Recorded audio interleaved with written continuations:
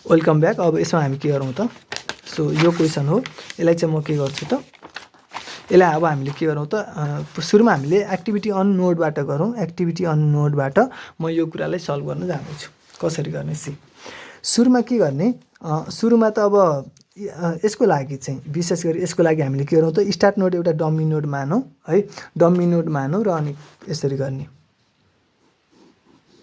अब यो डम्मी नोडलाई चाहिँ डट डट डट गरेर गर्दा पनि हुन्थ्यो है।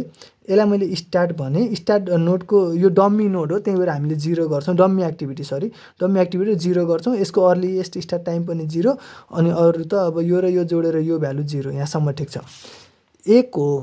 ए को इमिडिएट सक्सेसर मतलब ए कसैको इमिडिएट सक्सेसर हो त होइन नि त। ए यो लाइनमा छ र छैन नि त।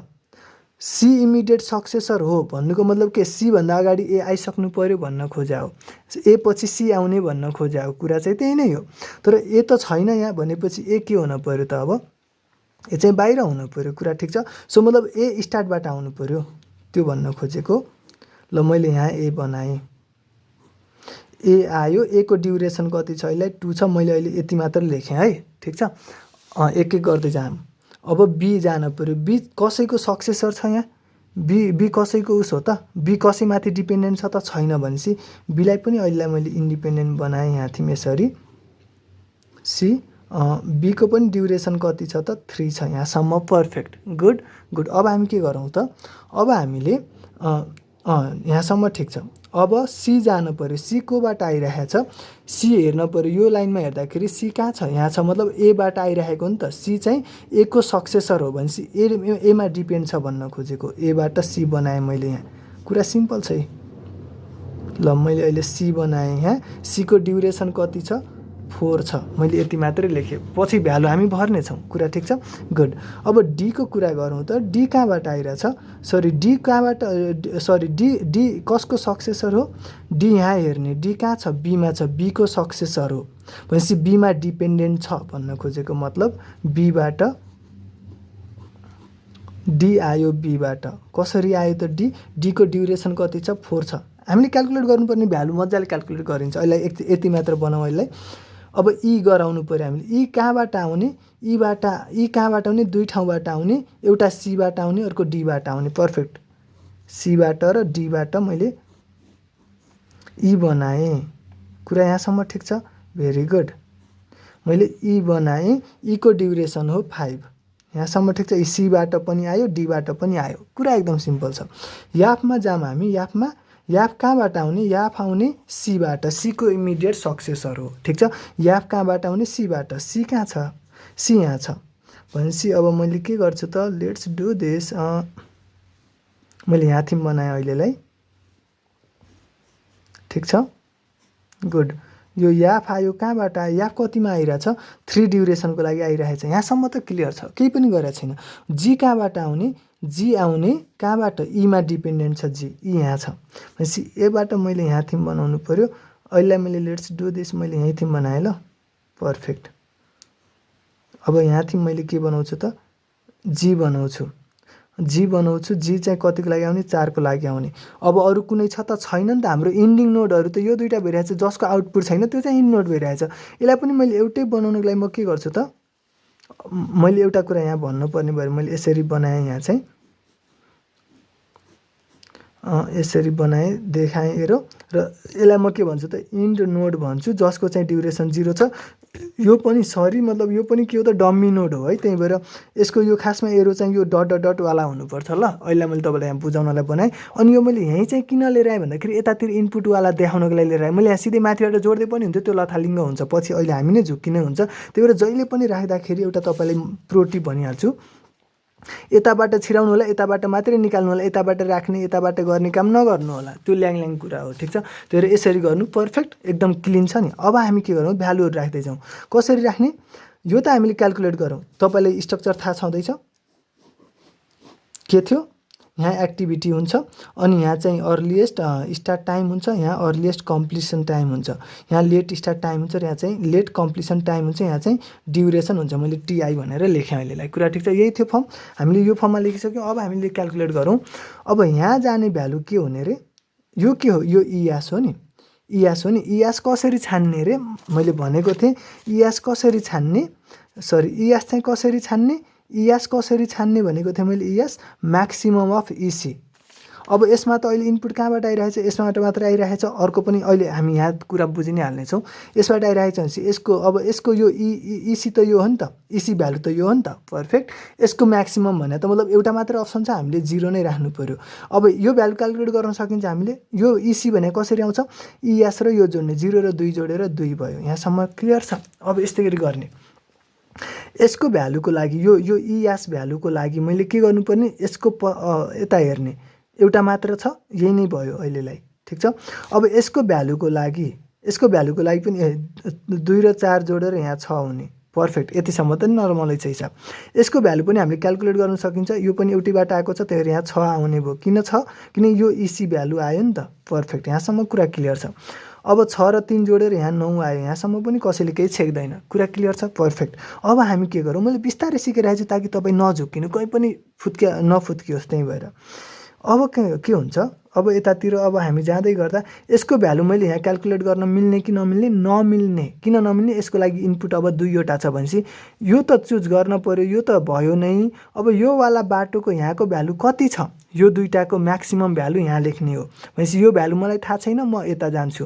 यो भ्यालु थाहा पाउनलाई मैले यो थाहा पाउनुपर्छ, यो थाहा छ त मलाई छैन। यो थाहा पाउनलाई म यहाँ जानुपर्छ, यो थाहा छ त छैन। यो थाहा पाउनलाई म यहाँ जानुपर्छ, यो थाहा छ त छैन। यो थाहा पाउनलाई मसँग अब 2वटा अप्सन छ। यी त या त यो हुन्छ या त यो हुन्छ। यो दुईटा मध्येको म्याक्सिमम भ्यालु हुन्छ। यहाँसम्म त थाहा छ नि, म्याक्सिमम भ्यालु हुन्छ। यो भ्यालु मलाई थाहा छैन, यो भ्यालुको लागि मलाई यो चाहियो, यो चाहिनको लागि मलाई यो चाहियो, यो चाहिनको लागि म यहाँ जान्छु, यो चाहिनको लागि म यहाँ जान्छु। 0 आयो। पर्फेक्ट। 0 मा 3 जोड्दा 3 आयो। 3 यहाँ आउन मिल्यो, किन एउटा मात्र एरो छ।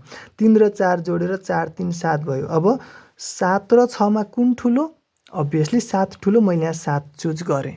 Perfect. Very good, very good. Okay, very good. अब 7 चुज गरेँ, 7 5 12, 12 भयो। यहाँ पनि कति आउने, यहाँ 12 आउने देखिन्छ नि होइन, 12 आउने, यहाँ 12 छ है। पर्फेक्ट। 12 मा 4 जोडेर यहाँ 16 आउने है। पर्फेक्ट। अब 16 र 9 मा कुन ठुलो राजा, 16 र 9 मा कुन ठुलो, अभियसली 16 ठुलो होइन त। पर्फेक्ट। 16 ठुलो, त्यही भएर हामीले 16 लेख्यौँ। अब 16 मा 0 जोड्दा 16 नै हुने, यहाँ पनि 16 नै हुने। ठिक छ। यो चाहिँ लास्टको इन्डिङको चाहिँ सेम भयो। 16 मा अब 0 घटाएर यो भ्यालु लेख्ने, यसमा यो घटाएर यो लेख्ने। यहाँ मैले 16 नै लेखेँ। यहाँसम्म ठिक छ। हामीले भ्यालु राख्ने, इएस भ्यालु राख्न कसैलाई बाँकी छैन अब। पर्फेक्ट। अब हामी के गर्ने, मेरो रेड पेन कहाँ गयो, ओके कोही बात नहीं। ल ठिक छ। अब हामी के गरौँ त, 16 मा पर्फेक्ट। अब हामी के गरौँ, यो भ्यालु कुन हुने, यो भ्यालु कुन हुने भन्दाखेरि अब यो बाटो हेर्ने, आउटपुट बाटो हेर्ने। यहाँको लागि चाहिँ आउटपुट बाटो हेर्ने र आउटपुट बाटोको यो वाला कुराहरू मतलब यासहरू चाहिँ कम्पेयर गर्ने र मिनिमम याल्यास लिने। याल्यास 16 छ, अरू कोही चुज गर्न छैन, यहाँ 16 नै लिन पर्यो। यहाँसम्म ठिक छ। 16 मा 3 घटाइहाल्ने, कति हुने, 13 लेख्न पर्यो। यहाँसम्म ठिक छ। पर्फेक्ट। अर्को कुरा, अब यसको लागि पनि हुने त बाटो यही नै हो, यहाँ 16 लेखिहाल्न पर्यो। यहाँसम्म ठिक छ। पर्फेक्ट। 16 मा 4 घटाइहाल्ने, यहाँ 12 लेखिहाल्ने। पर्फेक्ट। Very good. अब यसको लागि कुनै चोइस छ र दुईटा छैन, दुईटा छैन भनेपछि अब यही 12 यहाँ आउने भयो, यो 12 यहाँ आयो, यो 12 यहाँ आयो, याल्यास भ्यालु आयो। पर्फेक्ट। अब 12 मा 5 घटाइदिइहाल्ने, 7 यहाँ आइ नै हाल्यो। यसको लागि पनि चोइस भनेको त यो एउटा मात्र बाटो हो। यसले जहाँ दोहोऱ्याउँदैछ त्यहाँबाट हामीले मिनिमम याल्यास मतलब याल्यास भ्यालु लिने, 7 यहाँ आयो। यहाँसम्म ठिक छ। आउने बित्तिकै घटाइदिइहाल्ने, 7 मा 4 घट्यो 3 भयो। यहाँसम्म पर्फेक्ट। अब 7 मा अब यो भ्यालु मैले कसरी राख्ने भाइ, यो भ्यालु मैले कहाँबाट राख्ने। पर्फेक्ट। यहाँ त 2वटा बाटो छ आउन मिल्ने। Good good. 2वटा बाटो छ भनेपछि एउटा या त 13 आउन मिल्छ या त 7 आउन मिल्छ। याल्यास भ्यालु आउन मिल्छ है, याल्यास भ्यालु जुन पायो त्यो होइन, याल्यास भ्यालु। सो यो त याल्यास भ्यालु हो नि त, यहाँ हामीलाई थाहा छ नि त याल्यास भ्यालु। यो र यो मध्ये मिनिमम कुन छ, मिनिमम कुन छ, 7 छ, त्यही भएर यहाँ 7 आउने। पर्फेक्ट। 7 आउने। 7 मा 4 घटाइदिइहालौँ, 3 हुने। यहाँसम्म ठिक छ। Very good, very good. यो 7 किन आयो, किनभने यसको 2वटा बाटो मध्येको याल्यास भ्यालु हेर्ने, याल्यास भ्यालु जुन मिनिमम छ त्यो यहाँ आउने। ठिक छ। अनि यसमा यो घटाएर यो आयो। यहाँसम्म ठिक छ। अब 3 आयो, यसको त बाटो एउटा मात्रै छ, यो याल्यास भ्यालु यहाँ राख्नु पर्यो 3, 3 मा 2 घटाएर 1 यहाँ राख्नु पर्यो। यतातिर एउटा मात्र बाटो छ, यसको यालेस भ्यालु 3 यहाँ आउनु पऱ्यो, 3 मा 3 घटाएर 0 राख्नु पऱ्यो। अब यसले यहाँ आउने कुन भ्यालु यहाँ आउने भाइ, यहाँ यो दुईवटा बाटो छ भनेपछि दुईवटा बाटोले देखाएकोको मिनिमम याल्यास भ्यालु, यसले देखाएको याल्यास भ्यालु यो हो, यसले देखाएको याल्यास भ्यालु यो हो। 0 र 1 मा कुन चाहिँ मिनिमम, 0 मिनिमम, भेरी गुड, 0 आयो। पर्फेक्ट, हामीले डायग्राम कम्प्लिट गरिसकेका छौँ। अब हाम्रो के आउन मिल्छ त, अब हाम्रो भ्यालु आउन मिल्छ, मतलब अब हाम्रो क्रिटिकल पाथ आउन मिल्छ। हामीलाई त क्रिटिकल पाथ र क्रिटिकल एक्टिभिटी नेटवर्क डायग्राम आइसक्यो। हाम्रो क्वेसन यो हो। पर्फेक्ट, गुड, हाम्रो क्वेसन यो हो कि नेटवर्क डायग्राम आइ नै सक्यो using arrow activity on node. अब हामीले के गर्ने त, यो भ्यालुहरू सेम भएको नोडलाई पाथलाई फलो गर्दै जाने। यसमा सेम छ, यसमा त 0 र 1 यहीँ फेल खाइसक्यो, यसमा सेम छ, अनि गएर यसमा सेम छ, अनि गएर यसमा सेम छ, अनि गएर यसमा पनि सेम छ, अनि गएर यसमा सेम छ। पर्फेक्ट, अनि यसमा सेम छ भनेपछि हाम्रो पाथ के भयो त, स्टार्टबाट बीमा जाने, बीबाट डीमा जाने, डीबाट ईमा जाने, ईबाट जीमा जाने, जीबाट इनमा जाने। पर्फेक्ट, हाम्रो क्रिटिकल पाथ चाहिँ यो भयो। अब तपाईँले यो स्टार्ट इन भने डम्मी एक्टिभिटी थियो हामीले मानेको, फेरि तपाईँले यति मात्र लेख्दा भयो। यति चाहिँ तपाईँको के हो त, क्रिटिकल एक्टिभिटीहरू हुन् भनेपछि ड्युरेसन कति भयो प्रोजेक्टको, ड्युरेसन भनेको के भयो त, इन नोडमा जति छ एक्चुअलमा यही नै हुन्छ। इन नोडमा कति छ त, तपाईँको इन नोडको भ्यालु नै तपाईँको ड्युरेसन हुने भयो। ड्युरेसन भनेको 16। अब मन्थ दिएको थियो भने मन्थ हुन्छ, इयर दिएको छ भने इयर हुन्छ। आई होप यहाँ मन्थ दिएको होला, ल ठिक छ, मन्थ होला। त्यही हामी यहाँ के लेखौँ त, 16 मन्थ भनेर लेखौँ। यो चाहिँ हाम्रो उस भयो, एक्टिभिटी अन एरोबाट हामीले गरेका छौँ, सरी एक्टिभिटी अन नोडबाट हामीले गरेका छौँ। अब यही क्वेसन हामीले एक्टिभिटी अन एरोबाट गर्नेछौँ।